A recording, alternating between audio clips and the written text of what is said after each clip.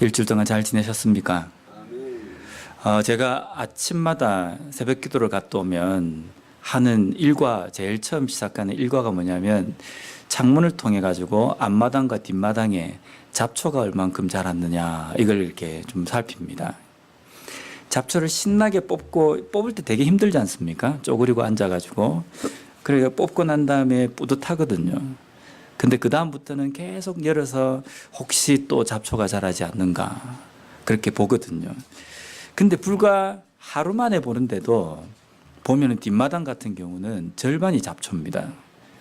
약을 치려고 그래도 아니면은 이걸 뽑으려고 그래도 뒷마당 절반이 그냥 다 뽑혀버릴 상황이기 때문에 그거는 제가 뭐 뽑으려고 생각도 안 하고 그냥 멀찍이 그냥 바라만 봅니다. 좀 많이 자랐으면 그냥 깎고 이러는데요. 어느 날 아침에 와서 그 잡초를 가만히 보면서 제 마음속에 두 가지 마음이 생기는 겁니다. 첫째는 잡초가 얼만큼 자랐느냐 이걸 계산하기도 하고, 어떤 때에는 잡초를 뽑고 나면 거기가 그냥 민둥산이 되어버립니다. 거기 혹시 다른 잔디가 혹시 자라지나 않을까라는 기대감으로 그걸 문득 생각하면서 우리의 신앙 속에서도 보면 매일매일 내 삶 속에서 내 삶에 잡초와 같은 마음이 얼만큼 자라 있는가 살펴보는 것도 필요하지만, 또 한편으로는 내가 얼마만큼 하나님 앞에 잔디와 같이 풍성한 믿음을 내가 오늘도 성장시키고 살아가고 있는가라는 것을 점검하는 것이 참 필요하다는 생각이 드는 겁니다. 우리는 매일매일 살펴보면서 내 마음속에 잡초가 얼마나 자랐는가 이 생각만 하거든요. 그래서 내가 오늘 특별하게 나쁜 일을 안 하면 오늘 잘 살았다고 생각합니다.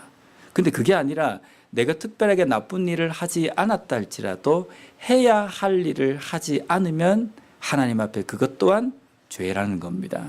그래서 우리는 잡초가 얼마만큼 자랐는가 계산하는 것과 함께 잔디가 얼마만큼 자라고 풍성해져 있는가도 우리가 계산할 필요가 있다는 겁니다. 그래서 매일매일 삶 속에서 내 삶의 잔디와 같이 풍성해야 될 그 믿음을 점검할 수 있는 우리가 되었으면 좋겠습니다. 제가 보기는 좀 이래도 요리를 하는 걸 좋아하는 건 아닌데 좀 합니다. 그래서 가끔 저희 집의 가족들에게 음식을 만들어 주거든요.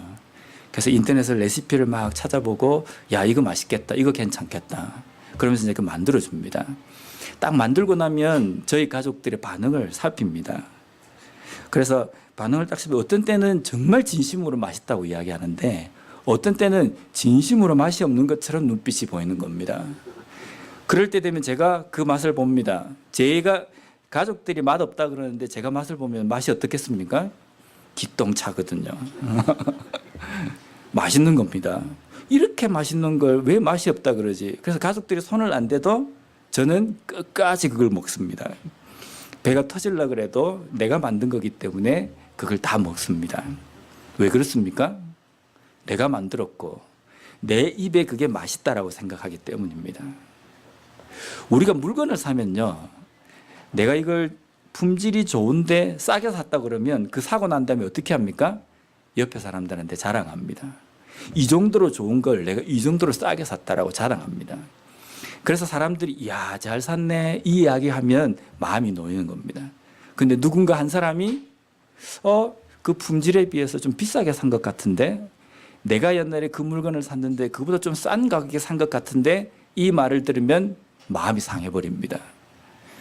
내가 잘못 샀구나 이게 아니고요, 그 사람이 미워지는 겁니다.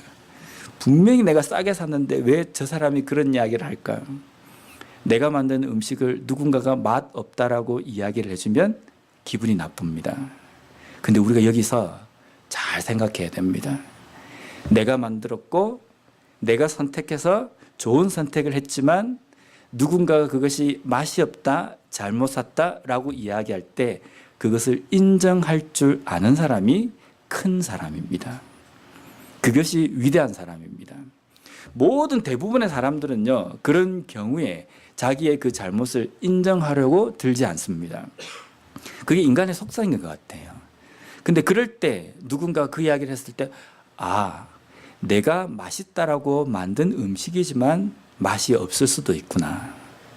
내가 정말 좋은 선택을 해서 내가 했지만 잘못 선택할 수 있구나. 이것을 인정할 줄 아는 것이 참 크고 위대한 사람이라는 겁니다.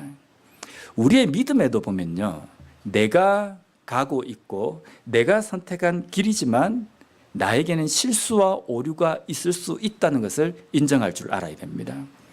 왜냐하면 우리가 판단하고 우리가 계산하고 우리가 결정하는 것은 불완전한 존재이기 때문에 완벽할 수가 없습니다. 이것이 맞다라고 이야기하지만 내가 완벽한 사람이 아니기 때문에 실수할 수 있고 내가 결정한 것이 아닐 수 있다는 겁니다. 내가 고수하고 있는 그 믿음의 길도 아닐 수 있다는 겁니다. 왜냐하면 내 말은 진리가 아니기 때문입니다. 그래서 때때로 우리가 내가 보고 내가 듣고 내가 생각하고 내가 선택하는 것이 잘못될 수 있다는 것을 항상 우리의 삶에서는 잊지 말고 명시해 두고 살아가야 되는 겁니다. 이걸 잊어버리면요, 고집스러운 그리스도인, 남과 타협이 없는 외골수적인 그리스도인이 될 수밖에 없다는 겁니다. 오늘 본문에 보면 이스라엘 백성들이 사무엘에게 한 가지 요청을 합니다. 무엇을 요청하냐면요, 왕을 세워달라는 겁니다. 지금까지 이스라엘 백성들이 출애굽을 하고 광야의 그 시간을 보내면서 이제 가나안에 입성해서 여러 가나안 거민들과 정복 전쟁을 하는 동안에 왕이 없었습니다. 근데 그들에게 왕이 없었기 때문에 이스라엘 백성들이 모든 전쟁과 광야의 40년의 그 시간이 오합지졸처럼 엉망진창이 되었느냐? 그런 기록이 성경에는 없습니다. 왕이 없고 변변한 지도자가 없었지만 하나님께서 그들과 함께 하셨기 때문에 그들의 그 행보와 행진과 그들의 전쟁은요, 그 어떤 나라보다 완벽했습니다. 그런데 이스라엘 백성들은 지금 사무엘에게 왕을 세워달라고 요청합니다. 왜 이 이스라엘 백성들이 사무엘에게 왕을 요청했냐면요, 거기에 대해 사무엘상 8장 19절 20절 말씀해 보면, 백성이 사무엘의 말 듣기를 거절하여 이르되 아니로소이다. 우리도 우리 왕이 있어야 하리니 우리도 다른 나라들 같이 되어 우리의 왕이 우리를 다스리며 우리 앞에 나가서 우리의 싸움을 싸워야 할 것이니다 하는지라. 400년의 애굽의 그 노예 생활, 그리고 40년의 그 광야 생활, 그리고 다시 가나안 땅에 들어와서 정복 전쟁을 하면서 이 지낸 그 시간들, 그렇게 쭉 지내면서 이스라엘 백성들의 이 눈에 확 뜨인 것이 한 가지가 있습니다. 그게 뭐냐면 상대 나라의 왕입니다. 돌격 앞으로 이러는데 이스라엘 백성들은 돌격 앞으로, 그런데 전부 다 보니까 다 그냥 시원찮은 겁니다. 얼굴에도 보면 뭔가 용맹한 구석은 없고, 뭐 갑옷도 나름대로 갑옷다운 갑옷도 없고, 무기도 무기다운 무기가 없는 겁니다. 더 큰 게 뭔지 아십니까? 상대방 나라에는 돌격 앞으로 그러면서 위대한 그런 왕이 앞에 서서 훤칠한 외모에, 그리고 멋있는 갑옷을 입고 전차를 쫙 타면서 옆에 있는 군인들의 호의를 받으면서 큰 목소리로 외치니까 이스라엘 백성들이 그걸 가만히 보면서 너무 멋있어 보이는 겁니다. 반면에 자기 그 형편을 보니까 이건 아닌 것 같아요. 그래서 그렇게 비교를 하다 보니까 어떤 생각까지 가냐면 그 사람들보다 우리가 나 자신이 못해 보이는 겁니다. 그래서 그들의 그 눈에 멋있어 보이는 그 왕을 우리에게도 세워달라고 사무엘에게 요청하는 겁니다. 근데 이스라엘 백성들에게는요, 눈에 보이는 그 왕은 없지만 눈에 보이지 않는 더 위대한 왕, 하나님이 함께 하셨습니다. 멋있는 옷을 입고 사람들에게 명령을 하고 막 이렇게 하지 않아도 하나님은 보이지 않는 곳에서 이스라엘 백성들을 지금까지 인도하여 주셨습니다. 그런데 이스라엘 백성들은 눈에 보이는 왕의 현혹이 되어서 눈에 보이지 않는 것을 계산하고 눈에 보이지 않는 것을 인지하는 능력을 상실해버린 겁니다. 이번 주에 제가 드디어 덴버 지역의 교육자 회의에 가입을 해가지고 모임을 갔습니다. 근데 가서 이제 목사님들이랑 같이 교제를 하는데 제일 많이 들은 이야기가 뭐냐면, 목사님 나이가 그렇게 됐습니까? 이야기입니다. 저는 한 30대밖에 보지를 않았는데 목사님이 이제 40 후반, 이제 내일 모레면 50입니다. 저도 가끔 가다가 내 나이가 그렇게 됐나라는 생각이 들거든요. 대부분의 목사님들이 나이가 되게 어려 보였는데 나이가 그래 된 것 보면서 놀랬습니다 라고 이야기를 많이 들었습니다. 저는 어릴 때부터 그런 이야기를 많이 들었습니다. 동안이라는 이야기요. 근데 이번 주에 목사님들하고 교제를 하면서 그 이야기를 듣고 집에 돌아오는데 문득 무슨 생각이 드냐면, 모든 사람들이 내가 보는 눈은 정확하다라고 이야기하면서 나름대로 판단하고 인지하지 않습니까? 근데 내가 보는 판단과 내가 평가를 내리는 그 인지 능력이 분명히 틀릴 수 있다는 겁니다. 나는 분명히 저 사람이 30대로 봤는데 40대인 겁니다. 그러면 내가 봐서 평가를 내린 거잖아요. 그럼 이것은 틀릴 수 있다는 겁니다. 가끔 여성분들이 제가 몇 살 같이 보입니까? 이래 물을 때는 심장이 철렁 내려앉습니다. 왜냐하면 말 잘못하면 이거 본전도 못 찾거든요. 그래서 저분이 60대 같아 보이면요, 빨리 고쳐가지고 한 40대로 불러야 됩니다. 황당하게 낮게 불러도 결코 욕먹지 않습니다. 만약에 60대인데 60대처럼 보면요, 상당히 기분 나빠하더라고요. 근데 60대인데 70대로 이야기하면 난리가 나겠죠, 그죠? 우리가 보고 외형적으로 보는 것으로 인하여서 우리가 판단을 내리고 결정을 내리고 이것이다라고 단정 지을 때 분명히 우리가 생각할 수 있는 것은요, 내가 보는 그것이 틀리다는 것.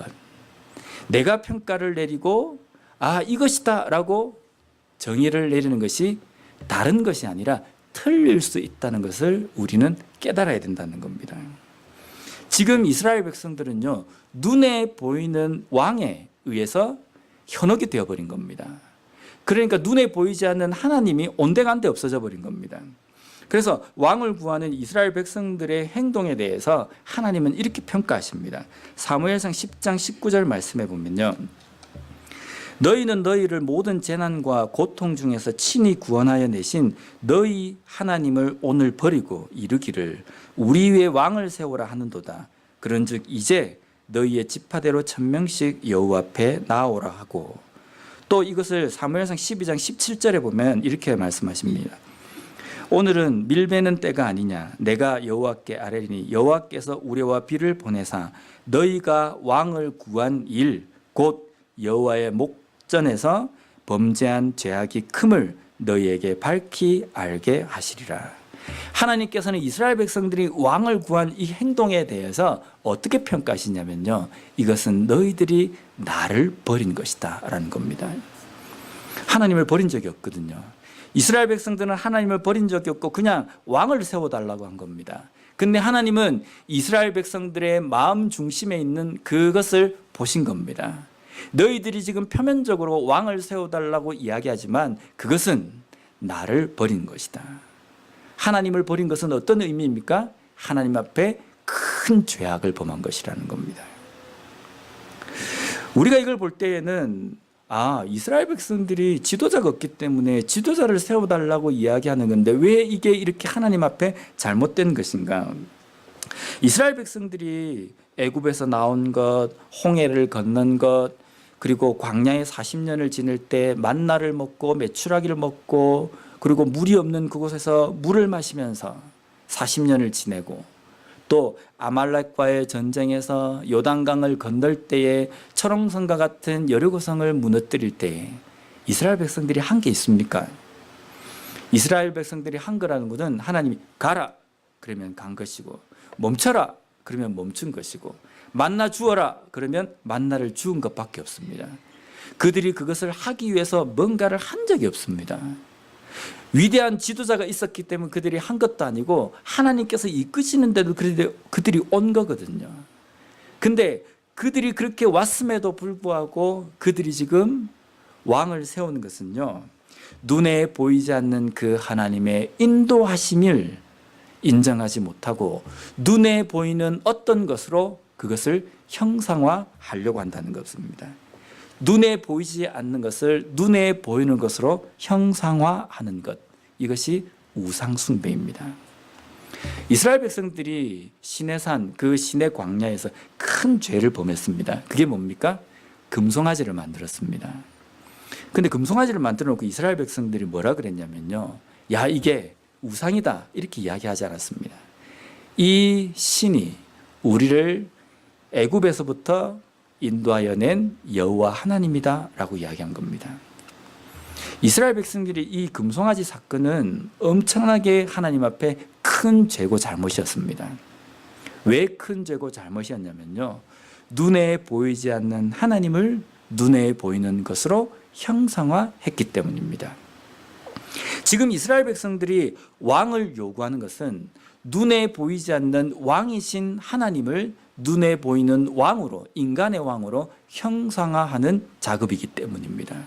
이것은요, 단순하게 지도자를 세워달라는 것이 아니라 하나님을 눈에 보이는 인간의 왕으로 우상화시키는 겁니다. 이것이 우상숭배라는 겁니다. 그래서 하나님께서는 이 이스라엘 백성들의 왕의 요청에 대해서 하나님께서 이것은 죄다라고 말씀하시는 겁니다. 이제 이스라엘 백성들의 요청대로 왕이 뽑힙니다. 그 왕은 베냐민 지파의 사울이라는 청년인데요. 근데 오늘 이 사울이라는 청년을 이스라엘 백성들 중간에 세우고 사무엘과 그리고 하나님은 이 사울에 대해서 이스라엘 백성들에게 어떻게 묘사를 하고 있느냐면요, 좀 아이러니합니다. 23절 말씀해 보면 그들이 달려가서 거기서 그를 데려오매 그가 백성 중에서니 다른 사람보다 어깨 위만큼 컸더라. 그 다음에 24절 말씀해 보면 사무엘이 모든 백성에게 이르되 너희는 여호와께서 택하신 자를 보느냐, 모든 백성 중에 짝할 리가 없느니라 하니 모든 백성이 왕의 만세를 외쳐 부르니라. 23절 말씀에 보면 어깨 위만큼 컸다. 저는 이 말씀을 가만히 읽으면서 나하고는 정반대구나.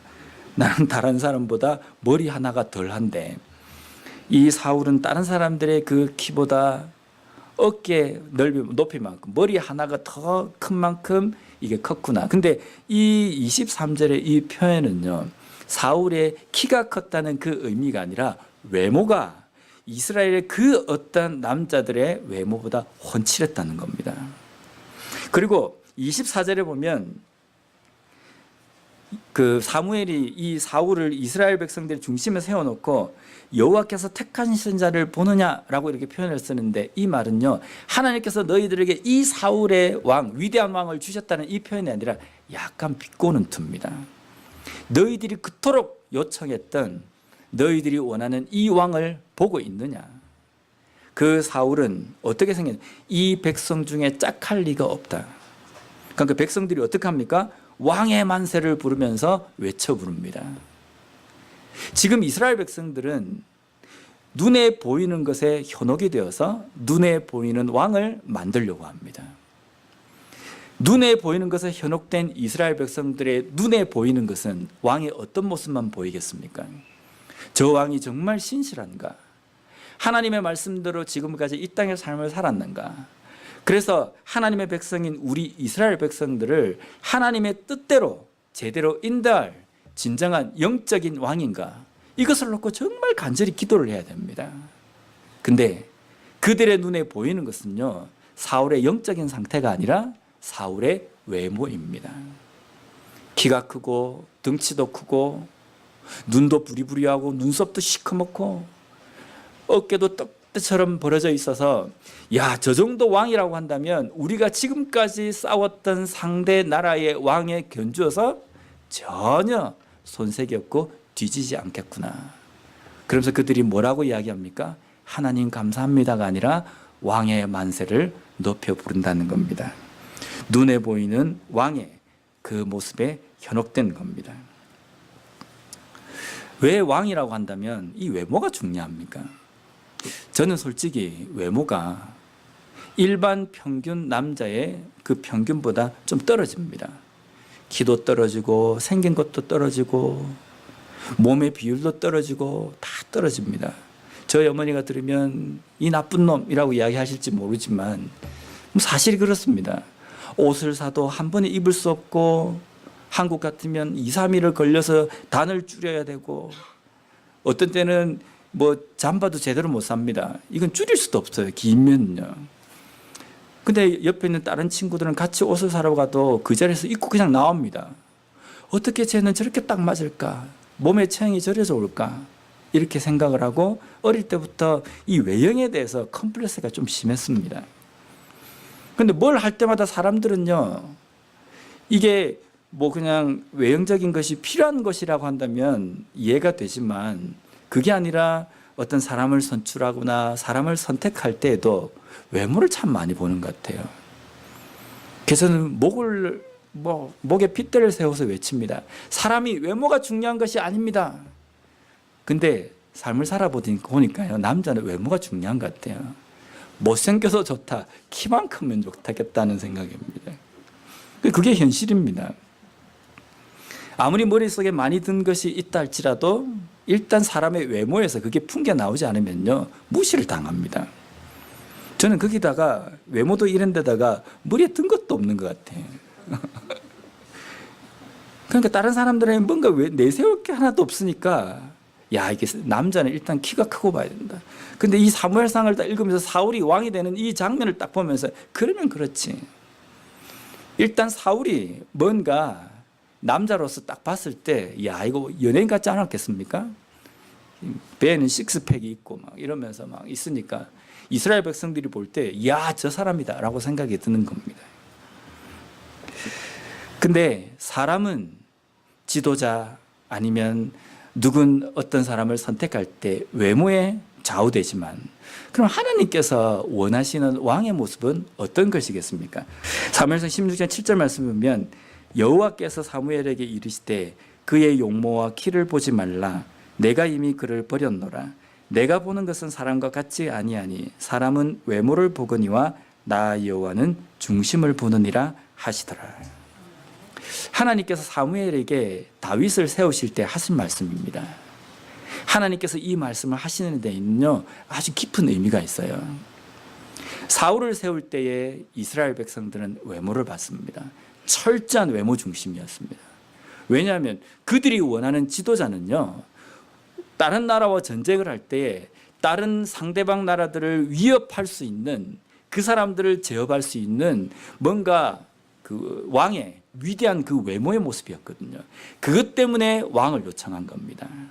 그런데 하나님은 하나님께서 이스라엘에 원하시는 왕을 세우실 때에 너희들이 외모를 보고 세운 그 왕의 과정이 아니라 나 여호와는 중심을 본다라는 겁니다. 사람의 중심을 보는 것은요, 정말 중요합니다. 특별히 지도자를 볼 때의 중심을 보는 것도 중요합니다.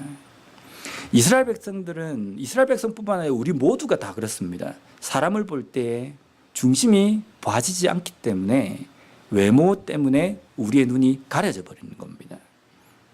이 외모 때문에 사람을 판단하고 외모로 인하여서 사람을 결정하는 이 실수가 이스라엘 백성들에게 어떻게 나타납니까? 예수님께서 오실 때 그대로 나타납니다.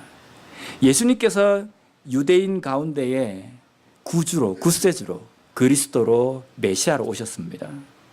예수님이 진정한 구약에서 그토록 말씀하시는 그 위대한 참 왕이셨습니다. 그 참 왕이 오셨을 때 이스라엘 백성들은 어떻게 했습니까? 그 참 왕을 알아보지 못하고 자기들의 손으로 죽여서 십자가에 못 박아버립니다. 왜 그랬습니까? 그들이 기대하고 그들이 고대했던 메시아와 그리스도의 모습은 이렇게 볼품없는 모습이 아니었기 때문입니다. 그들이 원하는 모습은 낙이 타는 모습도 아니고 걸어서 들어오는 모습도 아니고 금으로 장식되어 있는 마차에 수많은 군대들을 이끌고 뭔가 누가 봐도 이것은 왕이다라고 생각하는 멋있는 모습으로 오는 메시아를 원했던 겁니다. 근데 이렇게 초라하게 말구유에 목수의 아들로 사람들이 때리면 맞고 사람들이 침뱉으면 그대로 가만히 있고, 사람들이 욕을 하면 그 욕을 그대로 받고, 무슨 이것은 무기력한 어떤 사람인 것처럼 보이는 이러한 사람이 아니라 자신들이 생각하는 왕은 위대한 모습이었다는 겁니다. 그러한 것에 현혹되어 있는 유대인들은 진정한 메시아를 알아보지 못했다는 겁니다. 이것은 우리에게 큰 의미가 있습니다. 외모로 인하여서, 외형적인 것으로 인하여서, 눈에 보이는 것으로 인하여서, 내가 듣는 것으로 인하여서, 내가 느끼는 것으로 인하여서 나의 사고와 나의 판단이 결정되어지는 우리 자신들이 얼마나 이 땅의 삶을 살아가면서 신앙 부분에서도 우리가 얼마나 잘못된 오류를 범할 수 있는지를 우리에게 말씀해 주는 겁니다. 왜 내 신앙이 제대로 됐다라고 평가합니까? 내가 보기에 그렇기 때문입니다. 외형적으로 보기에 이 정도면 그리스도인이라고 생각하기 때문입니다. 근데 거기에서 빨리 탈피를 해야 합니다. 내가 느끼고 내가 판단하고 내가 생각하는 것이 틀릴 수 있다는 겁니다. 하나님께서 원하시는 것이 아닐 수 있다는 겁니다. 그래서 거기서 탈피해 나와서 우리가 나 자신을 볼 수 있어야 합니다. 그래서 냉철하게 나에 대해서 평가를 내려야지만이 내가 제대로 된 것을 보고 보이지 않는 하나님의 능력과 보이지 않는 하나님의 임재하심을 우리가 느낄 수 있다는 겁니다. 하나님은 보이지 않으십니다. 보이지 않지만 우리의 삶에서 역사하시고 일을 하십니다. 보이지 않는 하나님은 우리의 삶에 일어나는 여러 가지 일들로 인하여서 나타나십니다. 근데 여기서 우리가 조심해야 될 것은 나타나는 그 일이 하나님께서 하신 것이라고 해서 그 일이 하나님은 아니라는 겁니다. 내 삶에 기적과 같은 일이 일어났다고 해서 그것이 하나님께서 하셨다고 해서 그 기적과 같은 일이 하나님이 아니라는 겁니다. 근데 우리는 그 나타난 기적과 같은 일이 하나님인 것처럼 형상화해 버립니다. 보이지 않는 하나님을 형상화하는 그 순간 우리는 우리의 삶에 영적인 우상을 만드는 것과 똑같다는 겁니다. 내 삶이 하나님이 나타나야 된다고 한다면 내 삶의 어려운 문제가 해결이 되고 내 삶에 기적과 같은 일이 일어나야 하나님이 함께 하신다, 이렇게 정의를 내려버리면 이것 또한 우상 숭배가 될 수밖에 없다는 겁니다. TV 프로 중에 히든싱어라는 프로가 있습니다. 거기에는 가수 한 명과 나머지 이 가수를 모창, 흉내내고 똑같이 노래를 부르는 일반 시민들이 나와서 함께 경합을 벌여서 커튼 뒤에서 노래를 부르면 한 명씩 출연내는 겁니다. 제가 그 노래를 부르는 걸 가만히 보면서 무슨 생각이 드냐면 그 일반 사람들이 가수와 똑같이 노래를 불러내는 겁니다. 어떤 때는요, 실제 원래 가수가 떨어집니다. 실제 일반 사람들이 더 흉내를 잘 내고 더 그 가수처럼 노래를 잘 불러가지고 사람들의 귀가 그냥 현혹이 되는 겁니다. 근데 그 사람들이 노래만 잘 똑같이 따라 부르느냐? 그게 아닙니다. 그 사람들이 커튼을 열고 싹 나올 때 보면요, 생긴 것도 비슷하게 닮은 것 같아요. 그리고 노래를 부를 때 제스처나 이런 거 행동이나 이런 것들이 상당히 많이 닮았어요. 말투도 닮아 있는 겁니다. 제가 그걸 보면서 뭘 느꼈냐면요, 우리가 그리스도인으로서 예수를 닮은 사람이라고 이야기하는데 도대체 나는 어느 구석에서 예수님을 닮았는가? 예수님이 우리에게 뭐 제스처나 아니면 얼굴 표정이나 버릇을 우리에게 얘기해 주셨다고 한다면 우리가 닮을 건데 예수님께서 우리에게 그것을 말씀해 주시지는 않았거든요. 그러면 내가 예수님을 닮았다라고 이야기하는데 나는 어느 부분에서 예수님을 닮았다라고 이야기할 수 있는가? 정말 닮았습니까? 사람들이 나를 보면서 야, 저 집사님, 저 권사님, 저 목사는 보니까 야, 예수님 닮았다라고 이야기를 듣습니까? 저는 저를 볼 때에 사람들이 야, 저 목사님 예수님 닮았다라고 이야기하면 예수님이 이 모습은 아닌데, 외형을 이야기하는 게 아닙니다. 이 정도로 속 좁고, 이 정도로 진짜 고집스럽고, 이 정도로 게으르고 나태하고, 제 이야기입니다. 이걸 세상 사람들이 본다고 한다면 과연 야, 저게 예수님의 모습이다라고 이야기할 수 있을까? 적어도 우리가 예수님을 닮았다고 한다면 외형만 그런 척하는 모습, 그것으로 인해서 사람들을 현혹시키는 그런 그리스도인이 되어서는 안 되는 겁니다. 우리의 중심이 예수님을 닮아야 되는 겁니다. 우리가 외형으로 인해서 다른 사람들에 의해서 현혹이 되고 외형적인 환경이나 모습에 의해서 우리가 현혹이 되기 때문에 우리 예수님을 닮았다는 이것에서도 우리가 외형이나 나타나는 것으로 다른 사람을 현혹시키는 그리스도인의 삶을 살고 있을지도 모른다는 겁니다. 주일날 교회를 나오고 내가 직분자로서 이런 직분을 맡았다, 내가 어느 교회 성도다, 내가 신앙생활 몇십 년을 했다, 이것을 나타냅니다. 그래서 그 이야기를 하는 이유가 뭡니까? 나는 제대로 된 그리스도인이다, 이것을 말하고 싶은 것 않습니까? 근데 그것을 말하면서 중심은 점점점 하나님과 멀어지고 예수님과 멀어지는 삶을 살아가고 있다고 한다면 외형적으로만 다른 사람을 현혹시키는 그리스도인의 삶이라는 겁니다. 정말 하나님께서 원하시는 것은요, 외형 이것이 아니라 중심입니다. 외형은 키가 좀 작아도 괜찮고 생긴 것이 못생겨도 괜찮고 그렇게 모습이 강해 보이지 않고 비실비실해도 괜찮습니다. 중심만 예수 그리스도를 닮으면 되는 겁니다. 중심이 닮으면 삶도 그대로 드러나고 나타나는 겁니다. 중심이 닮으면 우리가 예수님을 직접 목격하지는 않았지만 예수님이 하시는 제스처와 예수님이 하시는 그 표정을 우리가 담게 된다는 겁니다. 그렇게 살아갈 때에 하나님께서도 우리를 인정하시고 내가 원하는 왕이다, 내가 원하는 진정한 그리스도인이다, 내가 원하는 이 시대의 증인이다 라고 우리를 봐주신다는 겁니다. 우리의 삶은 얼마만큼 예수 그리스도를 닮아 있습니까? 내가 눈에 현혹되기 때문에 나도 다른 사람을 현혹시키고 있는 그리스도인의 삶을 살고 있지는 않습니까?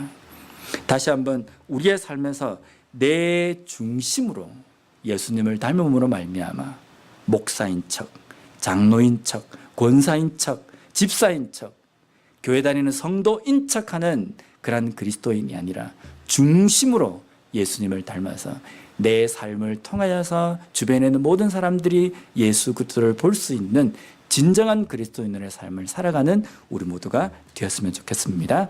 기도하겠습니다.